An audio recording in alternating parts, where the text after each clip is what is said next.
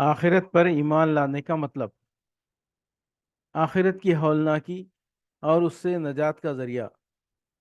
راہ عمل سے 28ویں حدیث ہے، قال رسول اللہ صلی اللہ علیہ وسلم،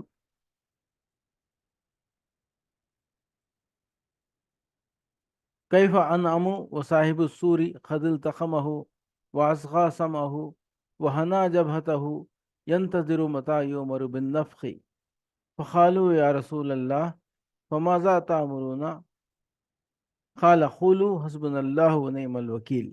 ترمذی، ابو سعید خدری رضی اللہ عنہ۔ حضور صلی اللہ علیہ وسلم نے فرمایا، میں عیش و آرام اور بے فکری کی زندگی کیسے گزار سکتا ہوں جبکہ حال یہ ہے کہ اسرافیل سور منہ میں لیے، کان لگائے، پیشانی جھکائے انتظار کر رہے ہیں کہ کب حکم ہوتا ہے سور پھونکنے کا۔ سور بگل کو کہتے ہیں، جس کے ذریعے فوج کو خطرے کی خبر دی جاتی ہے یا انہیں اکٹھا کرنے کے لیے بجایا جاتا ہے۔ قیامت کے سور کی حقیقت کون جان سکتا ہے؟ لوگوں نے پوچھا، اے اللہ کے رسول، پھر آپ ہمیں کیا حکم دیتے ہیں؟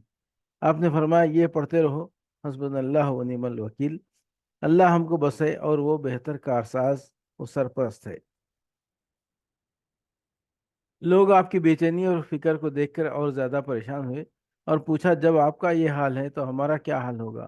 بتائیے کہ ہم کیا کریں کہ اس دن کامیاب ہو؟ آپ نے ان کو بتایا کہ خدا پر بھروسہ رکھو، اس کی ولایت اور سرپرستی میں زندگی گزارو، اس کی بندگی میں جینے والے کامیاب ہوں گے۔